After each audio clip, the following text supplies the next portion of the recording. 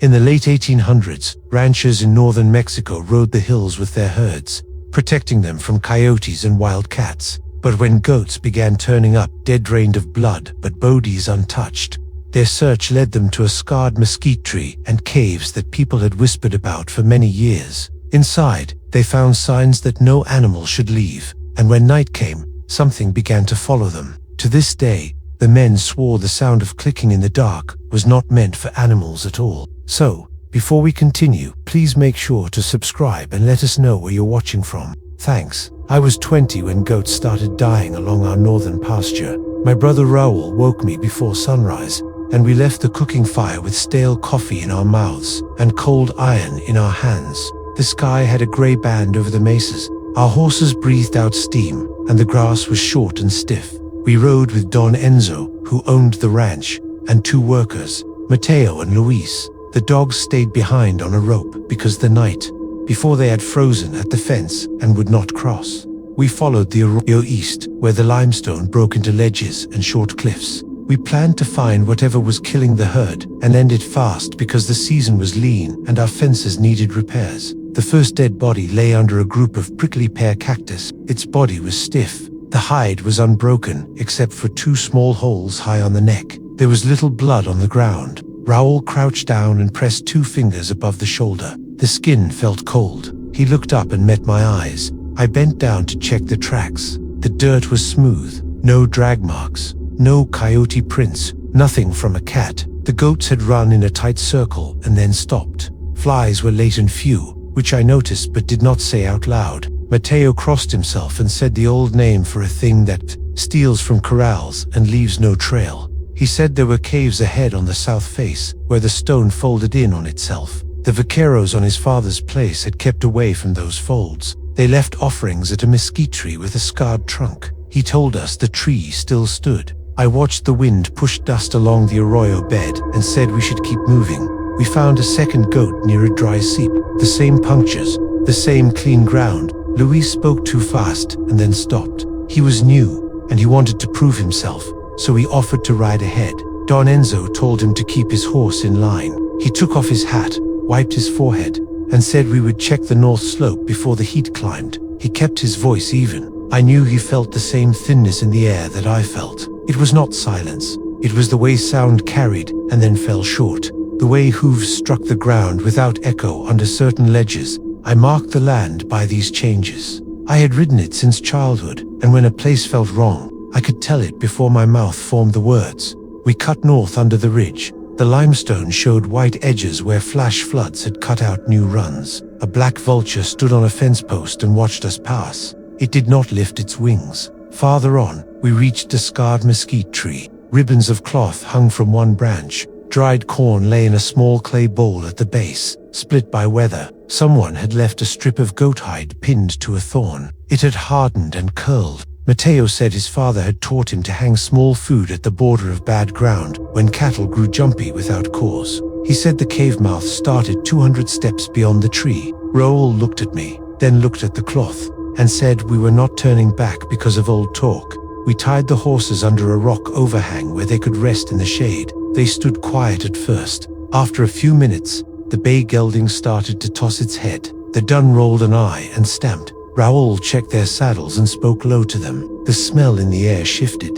It was a sharp, stale odor, not from rot and not from urine. I had never smelled it on any hunt. It reminded me of a bucket of blood left in the sun and then cooled motorlick and heavy without a sour edge. I kept the thought to myself and shouldered my rifle. The first cave mouth was narrow, just wide enough for a grown man to pass with his shoulders turned. The stone around it was smooth, where water had run for years, then rough where it had broken free. We found no droppings and no owl pellets. We found no sign of bats. A scatter of small bones lay near the entrance, clean and light, mostly birds. A few rodents, one goat, kid skull, no bigger than my palm. The bones were not chewed. Some had neat punctures that marked the thin plates and left them cracked without splinters. Luis swallowed and asked who carried the lanterns. We had 2 old tin ones with fresh oil and a bundle of cedar kindling. I gave one lantern to Mateo and kept one. Raul checked his revolver and nodded at me. We did not enter yet. We walked the line of the ridge to mark every opening. We counted 9 mouths along that facem, as small as a boot hill, one large enough for a wagon if the ground had allowed it. The large mouth sat under a tilted shelf of stone. The air that moved out of it felt cool and dry. A goat trail skirted past and dropped into the ground around the mouth held a crust that broke into powder under a boot. Don Enzo knelt and ran his hand across the crust. He held up a flake to the lantern. It caught the light with a faint gloss. He said it looked like dried albumin from old blood. He did not claim it. He only placed the flake back on the ground and stood dot as we walked. Small details pressed at the edges of my attention. A lizard lay dead on a flat rock with no wound. A line of ants had crossed it and then turned back, leaving a gap in their path. A cicada shell hung from a blade of grass near the cave and crumbled when the breeze touched it. None of these facts stood alone. Together, they said the same thing the goats had said when they circled and froze. The land was holding itself differently around those mouths, and the animals had learned it. I wanted to tell Raoul in a way that would not sound like fear. I said plainly, we should start at the smallest hole and work up, and we should mark our path with cord and chalk. He agreed at once, which told me he felt it too. We lit the lanterns. The oil woke. The wicks drew, and the light stood steady. The sun climbed over the ridge and laid heat on the open ground. We moved back to the narrowest opening. Matteo took the chalk, made a mark on the right side of the entrance, and tied cord to a rock outside. He fed the line in as I crawled. The passage ran 3 body lengths and opened into a pocket no larger than a water tank. The air inside held the same stale edge. I held the lantern high and turned slowly. The walls had fine scratches and clustered group spares, and trios always at the same height above the floor. They were not claw marks from a cat. They were close together and straight. I traced one set with a finger. The stone felt dry and cold. I called back that there was nothing alive. Raoul said to come out. I backed out, careful not to scrape the glass on the stone. We moved to the next hole. It ran only 2 paces and ended in a plug of fallen rock. We marked it and kept going. The 5th opening ran deep at a slope.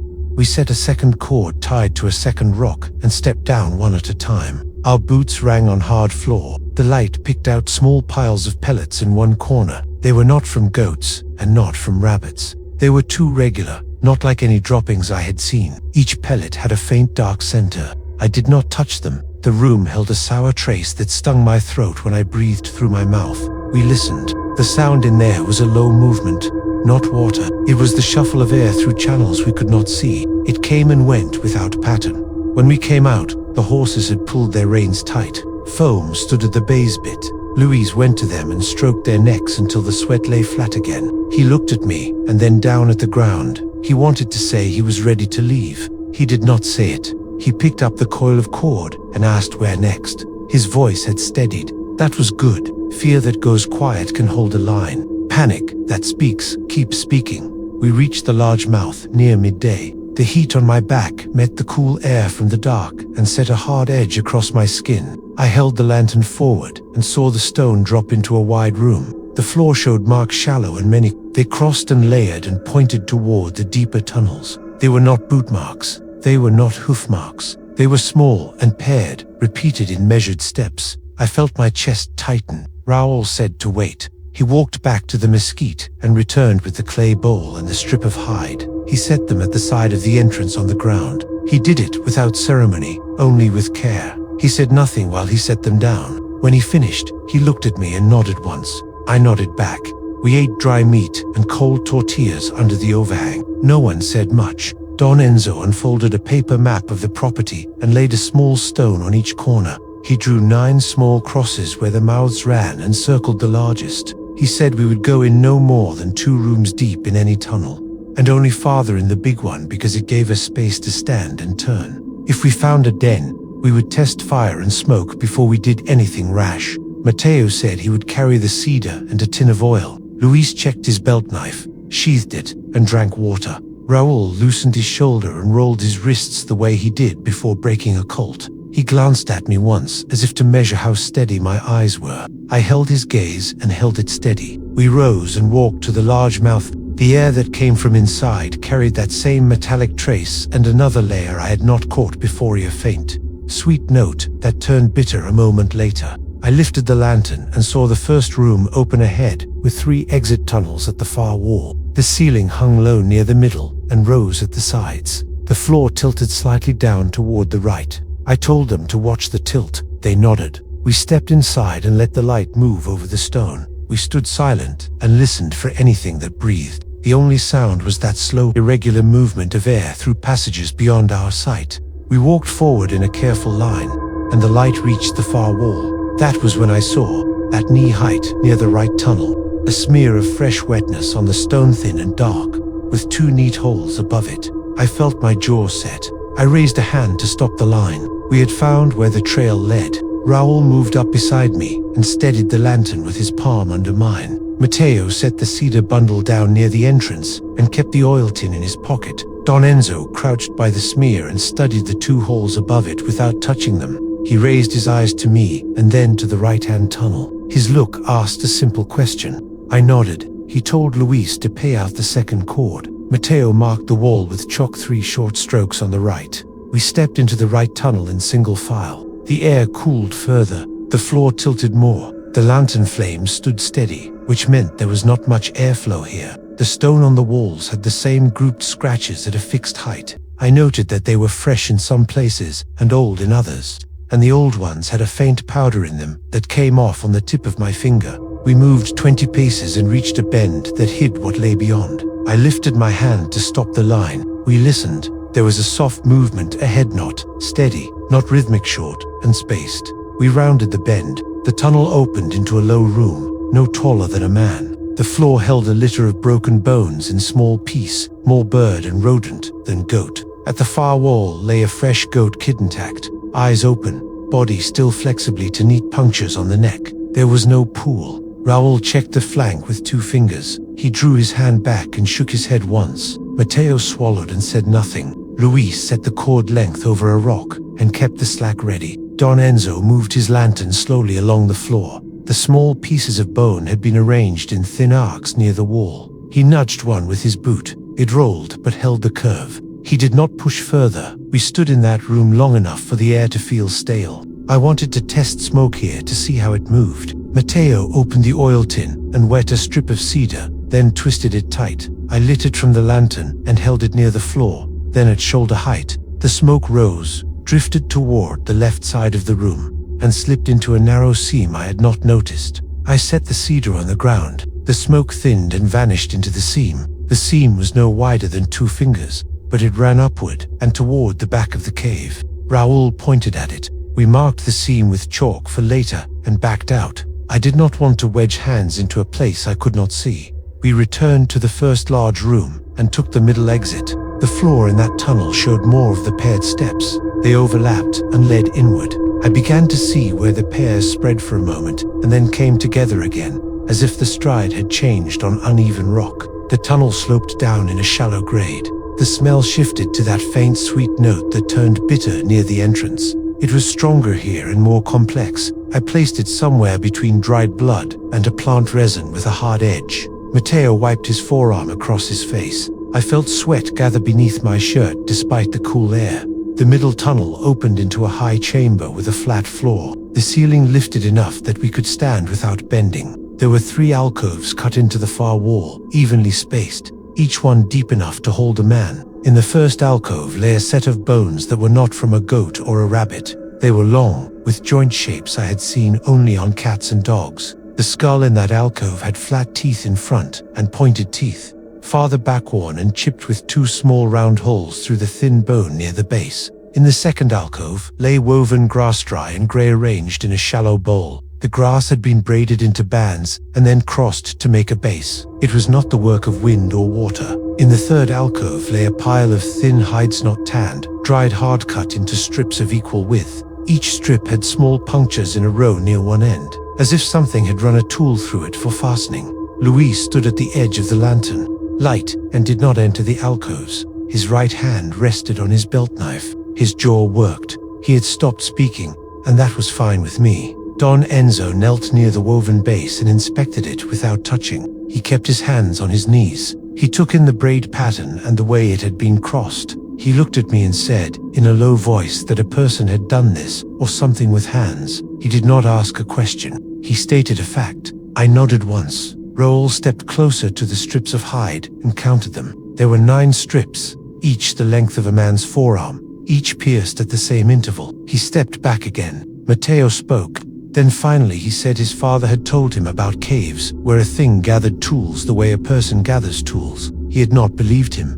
We searched the rest of the chamber. The floor near the center had shallow depressions in a rough ring. They were not footprints in the way we knew footprints. They were areas where the stone had been polished to a dull sheen, round and shallow, the size of a man's palm. At the edge of the ring stood 3 short stones stacked 6 stones, each balanced without mortar. We did not touch them. The lantern light made the edges hard. I stepped around them and kept my breath even. A new sound came then from the passage opposite the way we had entered. It was a short exhalation, followed by a dry rasp that stopped. The sound came again, then moved. I raised the rifle and held the lantern out to the side to keep the glare from my eyes. Raoul lifted his revolver. Matteo set the oil tin down and took hold of the cedar bundle with both hands. Luis kept the cord taut without pulling hard. Don Enzo moved 2 steps to his left to clear a line for his shotgun. We stood in a shallow arc. The shape appeared at the far edge of the light, low and narrow, gray on gray. It held still and watched us. Eyes reflected the lantern. They were set wide apart. The head was wedge-shaped, not broad. There was a ridge of hard nubs along the back that ran from the neck to the hips. The front limbs were longer than the rear, with joints that bent in a way that put the weight forward. The paws ended in 2 main claws with a smaller inner one. The mouth was narrow with small pointed teeth close together. When it moved, it did not scrape stone. It placed each paw and lifted it. It stopped at the edge of the ring of polished stone and lowered its head. The smell grew stronger. The sweet note bit at the back of my throat. Luis exhaled through his nose. The sound broke the stillness. The thing lifted its head and drew air through its mouth. The lips pulled back without a snarl. No sound followed, only the movement of breath. I heard the leather creak on Raoul's holster. He did not fire. He waited for Don Enzo. The pause held. The thing took 1 step to the left, then right, then forward 1 pace. It did not enter the ring. It stayed at the edge. It turned its head toward the 3rd alcove with the hide strips, and then back to us. It lowered its head again and held still. I spoke in a low voice. I said we would back toward the entrance to the chamber and not break the line. I said we would not show the backs of our heads. I said we would keep the lantern between it and us. Don Enzo agreed with a single word. We stepped back 1 pace at a time. The thing followed our movement by turning its head. It did not step forward. When we reached the mouth of the tunnel we had used to enter, it moved 2 paces toward the center of the chamber, just to the edge of the ring. It lowered its head and exhaled. I smelled that bitter trace again. It turned and moved to the 3rd alcove. It took 1 strip of hide in its front claws with a quick grip and set the strip across its 4 limbs. It held still for 3 breaths. Then it turned its head toward us again. We did not fire. We moved into the tunnel and walked backward until the chamber narrowed into the passage. When we reached the bend, we turned and moved faster. The cord slid through Luce's hands. The chalk marks on the wall passed in a rhythm that steadied my breathing. At the last turn before the first chamber, I heard a new sound from behind. It was not breath. It was a light tapping, spaced evenly to taps, pause, to taps, pause. Raoul looked at me. I looked at Don Enzo. He nodded. We did not run. We reached the first chamber and faced the 3 exit tunnels. The tapping stopped. We gathered at the center and took a quick count. Everyone was there. I said we would fall back to the mouth and take stock. As we crossed the large room, my boots slid on the crusts near the entrance. I caught myself and looked down. The crust had fresh marks in it, pairs, the same spacing as in the tunnels leading not into the cave, but toward the outside. I raised my lantern and held it to the mouth. The daylight made a shallow line on the floor. The marks went to that line and stopped. We stepped into the open air 1 by 1 with the lantern shielded from the sun. The horses stood with heads high and ears forward. Their reins were taut. The bay's chest heaved. Luis went to them again and spoke. The dun struck once and settled. I checked the sky and the line of the ridge. The day had moved on. The shadow had shifted across the arroyo. I looked back into the mouth. The cool air still moved out. The smell reached only to the edge. We pulled back to the overhang and set the lanterns down on flat rock. No one spoke for several breaths. Then Don Enzo said plain that we had seen enough to call this more than coyotes or cats. He said we would not leave the herd here to be taken. He said we would try to seal the main entrance by nightfall and mark the smaller mouths for later. Mateo said we could build a fire at the mouth and test smoke. Raul said the seam in the first side chamber had drawn smoke, which meant there was a network deeper in that we did not understand. Luis asked whether one thing had made those marks or more than one. I looked at the paired steps in the crust and thought about the strips of hide and the woven base. I said I had not seen more than one at a time, but the arrangement in the chamber had not been made in one night. We agreed to gather brush and dry wood from the arroyo and feed a slow, oily fire at the mouth to carry smoke inward. We would watch for exits. We would tie fresh cord across each smaller opening to see if anything broke it. We would keep 2 men on the horses to steady them and to ride if anything came out. We moved at once. We did not leave anyone alone. We worked fast without raising our voices.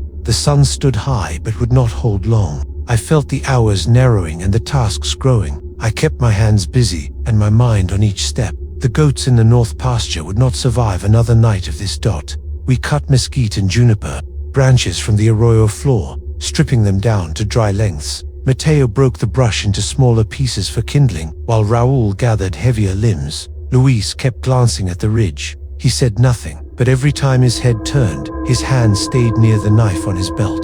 Don Enzo bound the branches into 2 bundles with cord, and we carried them up to the large mouth. The air pushing out of the cave remained steady cool against the heat of the day. The smell clung there, sharper now, as if the earlier encounter had stirred something inside. We laid the brush in a low heap across the entrance and poured oil along the base. Mateo struck flint until sparks caught the cedar kindling. He fed the flame carefully, guiding it under the brush until it spread. The fire took quick low and dark.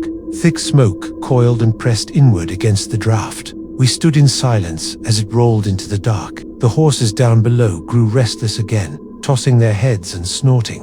Luis called out that they were pulling hard at the reins. Don Enzo sent him back to settle them, and Raul went to. The 2 men stood at their sides, speaking low while the fire smoldered on Dot. At first, the smoke slid inward without change. Then it slowed, and I watched as the flow shifted and began to push back toward us. A faint draft, like a slow breath from within, forced the smoke outward. The fire burned lower under the weight of that push. Mateo threw on more cedar, and the flames rose, but the smoke still met resistance. It spread across the mouth, circled, and hung low. Don Enzo's jaw set hard. He said the chambers inside were breathing against us. A sharp noise broke through the air, dry click, echoing from inside the stone. It came in pairs, measured, like the tapping we had heard before, but louder now. Raul and Luis looked up from the horses. The sound repeated, closer, then stopped. The smoke at the mouth shifted again, pulled back suddenly into the dark. The draft drew hard inward, as if something had opened a throat deep inside.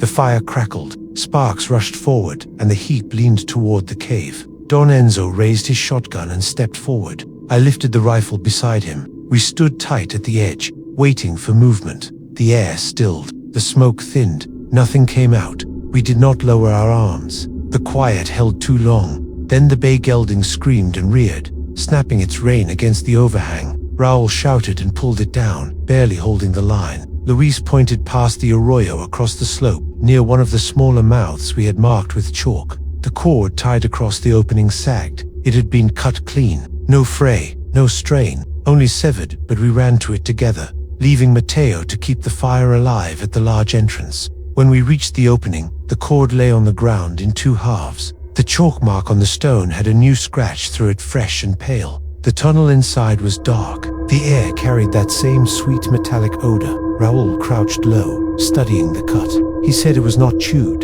The ends were too clean. He held the 2 pieces up. They looked as if sliced by a sharp tool. Don Enzo said nothing for a long moment. Then he told us flat we would not wait for night to close around us. We would try to seal every opening with stone and brush now, before anything else stepped through. He gave orders quick and firm. Mateo would keep feeding the fire at the main entrance. Raul and I would carry stones from the arroyo to the smaller mouths. Luis would keep with the horses, ready to ride if something broke through. Don Enzo would move between us, watching all lines. We worked fast. The sun beat down hard, sweat running into our eyes. We hauled flat stones and stacked them against the narrow mouths, filling gaps with brush and earth. The smoke at the large entrance thickened again, drifting out in puffs that hung low across the ground. Mateo coughed but did not step back. He threw in more cedar and kept the flame hot. When we sealed the third small mouth, Raoul wiped his brow and muttered that it felt like piling sticks against a flood. His voice carried strain but not doubt. I told him plain we had to keep trying.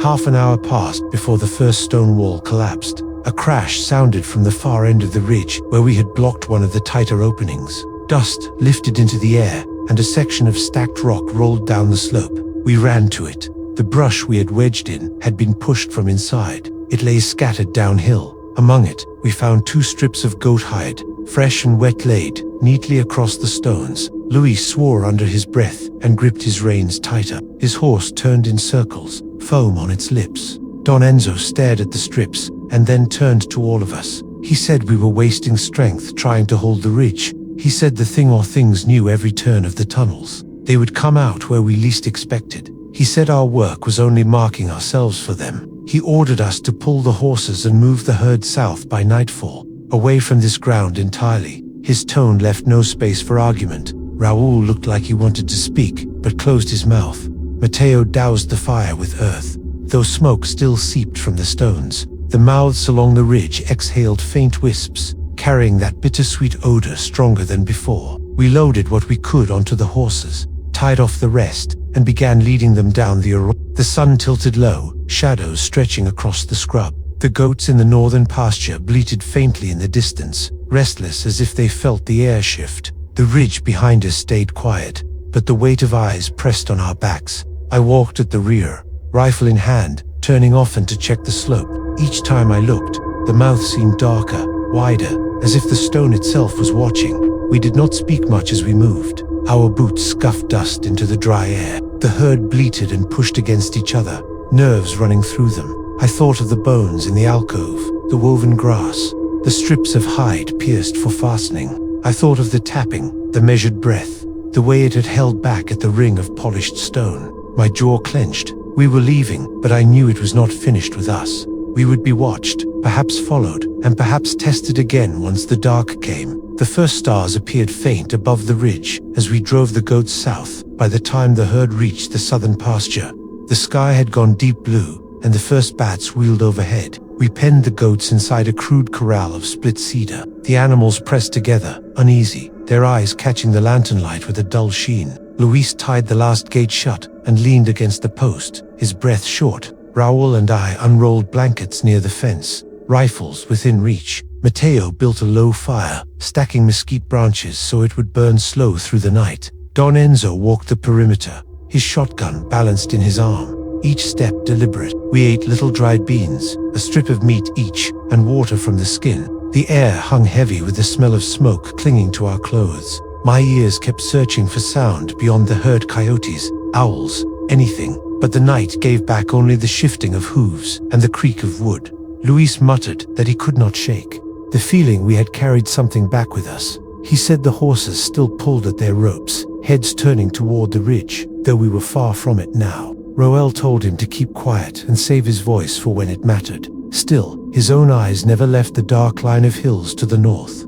Near midnight, the goats stirred in unison, their bleats sharp and panicked. They pressed so hard against one side of the corral that the posts groaned. Raoul and I ran to steady them, pushing them back with the butts of our rifles. I heard the sound then, a faint click, 2 beats and a pause, carrying across the open land. It came again, closer, and the goats screamed louder. Mateo threw brush on the fire, and the flames leaped higher, casting shadows wide. Don Enzo raised his hand for silence. We all froze, listening. The clicking stopped. In its place came a thin whistle, almost like air squeezed through a reed, wavering and short. The herd went silent as if holding breath. The fire cracked once, then the whistle cut off. The quiet that followed felt like a hand pressing against the ears. Don Enzo whispered that we would hold the line until dawn. He ordered 2 men awake at all times, one near the herd, one near the horses. Raoul and I took the first watch.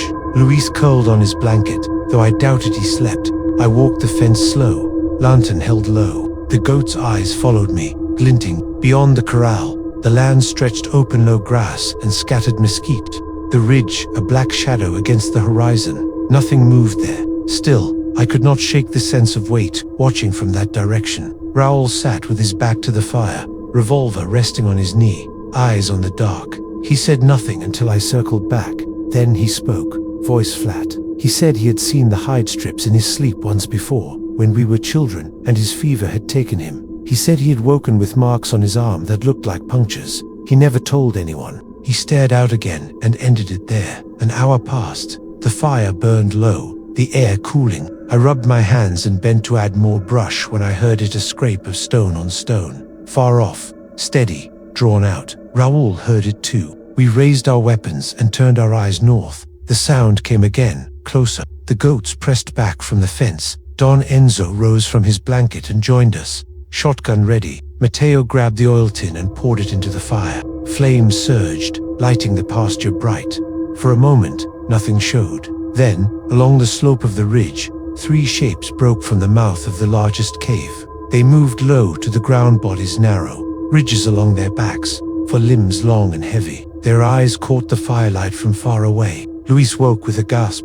He stumbled to his feet, knife shaking in his hand. Raoul whispered for him to stay steady. The shapes did not charge. They paced the ridge, clicking, the sound carrying like wood striking together. One stopped and lowered its head toward us, then turned aside. Another crouched, claws gripping the stone. The third lifted something in its forelimbs. It caught the firelight, a strip of hide, long swaying. It hung it across its limbs as the one in the chamber had done. Then all 3 vanished back into the dark, swift and silent. The herd burst into noise again, bleating and kicking. We pressed them back until the corral held. My chest thudded with each breath. Don Enzo spoke at last. He said plain we could not outwait them. If they were showing themselves now, they wanted us to know. He told us at dawn we would drive the herd farther south, past the river, even if the land there was poor. He said this was no ground for men or animals. We kept our watch until the first light touched the east. The goats sagged with exhaustion, and so did we.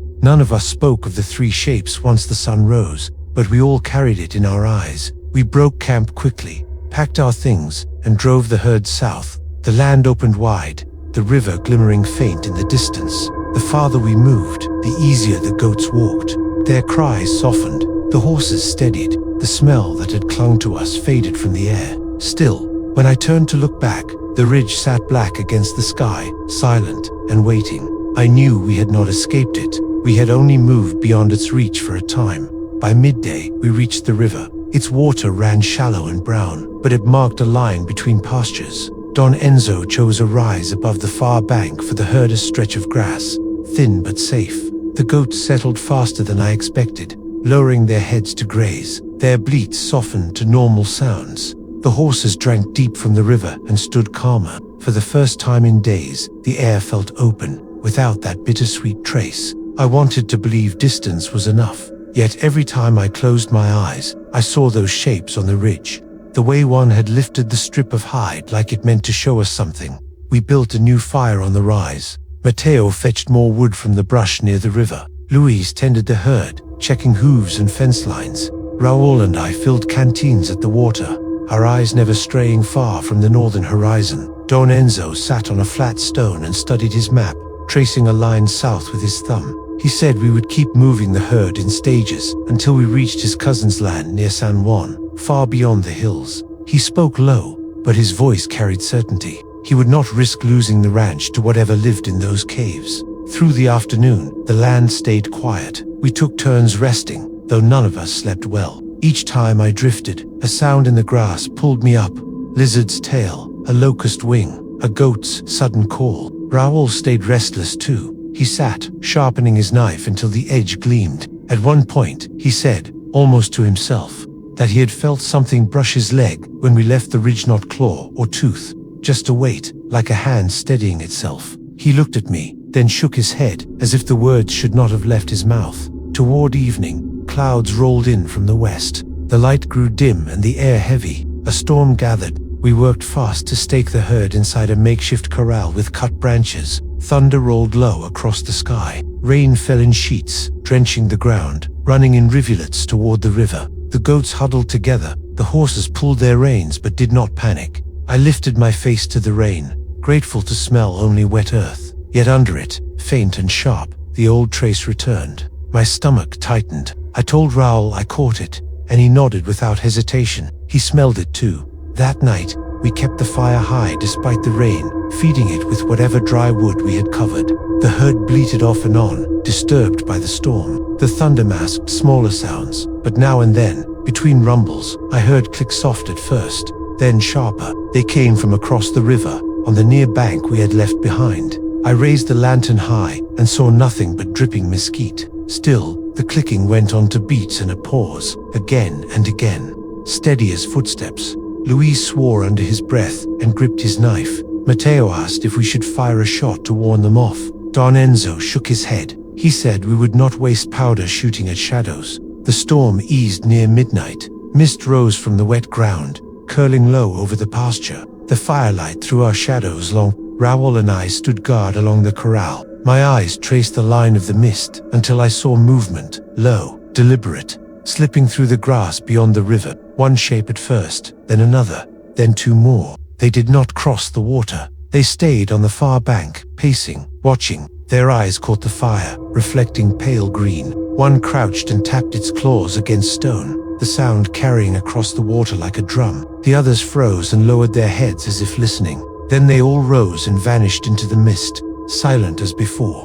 When dawn broke the next morning, the herd was still intact. No goat was lost. Relief spread through the men, though no one smiled. We broke camp at once and drove the herd farther south. The land stretched wide and flat, now safer ground, but unease clung to us. Each mile put more distance between us and the ridge. Yet every turn of my head, I expected to see those shapes pacing behind us. For 3 days we traveled. The goats grew calmer. The horses returned to their normal gait. Luis even laughed once when one of the kids butted him in the leg. I wanted to believe we had outrun it. But the fourth night, as we camped under a stand of cottonwoods, I woke to find Raoul sitting upright, eyes on the dark. I asked him what stirred him. He said he had dreamed of the alcove again, the woven grass, the strips of hide. Only this time, the strips were laid across his chest like a yoke. He swore he felt the weight when he woke. He pressed his hand to his shirt as he spoke. His skin was damp, not from sweat, but from something colder. He did not speak again until morning. At sunrise, we moved on. The land ahead promised better pasture-safe ground, far from the caves. Yet the knowledge settled in all of us. We had seen what most men only spoke of in warnings and whispers. We had carried the herd away, but the caves still waited, and the things within them, whatever they were, had watched us leave without trying to stop us. They had let us go. That thought weighed heavier than any chase would have. We reached San Juan by the end of the week. The herd thinned from travel, but alive. Don Enzo's cousin met us at the edge of his land, a weathered man named Arturo, who had heard rumors of our trouble even before we arrived. Word of dead goats had carried fast through the valley. He gave us water and salt and asked what we had seen. Don Enzo did not speak of the shapes or the hides. He only said the herd had been stalked by something not of wolf or cat, and that the caves in the ridge should not be entered. Arturo pressed him for more, but he cut him short. He said it was enough that we had escaped with most of the animals. We rested the herd on Arturo's land. The goats spread into the pasture, heads low, tails still stiff. Their ribs showed from the march. We washed in the river and mended tack. Matteo kept the fire burning at night, though Arturo said no need. Luis tied knots in cord until his fingers cramped. Raoul worked his knife against a stone until the blade shone, his face set. I walked the edge of camp often, staring north, though the ridge was hidden by distance. The smell was gone, but the memory clung. On the second night, Arturo's hired hander boy, no older than 16, came running into camp with his lantern shaking. He said he had been checking the goats at the lower field when he found 2 dead deech with neat punctures at the neck. Blood gone, bodies whole. His words tumbled over themselves. He swore he had heard clicks in the grass before he fled. We followed him at once, carrying our rifles and lanterns. The goats lay just as he said, stiff and pale, no tracks around them. Arturo swore hard and spat. He looked at Don Enzo with eyes full of anger and fear. He asked if we had brought this curse with us. Don Enzo answered steady. He said no, it had followed on its own. He told Arturo to move his herd farther south at once, even beyond San Juan if he could. Arturo argued, but Don Enzo's tone left no space. He said plain that no land was worth. Goats bled in silence. That night, None of us slept. We set torches around the camp. The fire burned high. The goats huddled tight, pressing each other until their bleats turned frantic. Around midnight, the sound came again, too, and a pause, circling the camp, first on one side, then another. I lifted my rifle, heart hammering. The night gave us no shape to fire at, only sound. Raoul whispered that they were counting us. Luis cursed under his breath and gripped his knife with white knuckles. Mateo fed the fire until sparks climbed into the black sky. The circling went on for what felt like hours, then stopped all at once. The silence that followed was worse. The goats stilled, their heads all turned in the same direction, ears forward. I aimed there, my finger on the trigger. Nothing moved. The grass stood still. Then a faint whistle, the same sound from that first night near the ridge. It ended sharp. I thought of the woven grass, the ring of polished stone, the alcoves with bones. I knew we were not hearing beasts. We were hearing something that marked us. At dawn, we found 3 more goats dead. Same punctures, same drained bodies. But this time, inside the corral among the living, no sound had woken us. No struggle, no broken fence, just bodies laid neat on the ground. Arturo cursed us again, but his fear was greater than his anger. He loaded his family onto a wagon and drove them south before the sun rose high. He left his ranch untended. I watched the dust of his wheels fade and felt the weight of knowing this land was lost. Don Enzo gathered us then. He said the truth plain. These things would not stop at goats. They had shown patience, intelligence, even a kind of order. He said we could not fight them in the open, not with fire or stone, not with rifles. We could only warn others and move on. He looked at each of us in turn. Raul's jaw was tight, Mateo's eyes hollow, Luis pale and sweating. I felt the same weakness inside but forced my breath steady. We broke camp at once. We drove the herd farther south, past the river, into land few of us had seen. Each mile we left behind felt lighter, but none of us believed we had ended it. The cave still lay in the ridge, dark and breathing. The things within had followed us once, and they could again. They had let us live, as if it served them. That was the hardest truth to bear, that we had been measured and spared, not victorious. Weeks passed. The herd fattened in new pasture. Don Enzo sent word north that his land was closed, his fences left to rot. Men cursed his choice, but he did not bend. He said he would never put hoof or boot near those caves again. I rode the southern range often, checking fence lines, counting goats. The land there was bright and open, the air clean. Yet at night, when the fire sank low, I lay awake, listening for clicks in the grass. I never heard them, but the waiting never left. I knew one day someone braver or more foolish would go back to that ridge. They would see the mesquite with the scarred trunk and the ribbons of cloth. They would walk past the chalk marks on stone, the cords cut clean, the bones in the alcove. They would hear the taps in the dark and the whistle that ends sharp. They would not turn back in time, and when they did not return, their names would become another warning whispered by ranch fires, another tale told to keep men from caves where goats die without blood. That was how I knew the story would not end with us.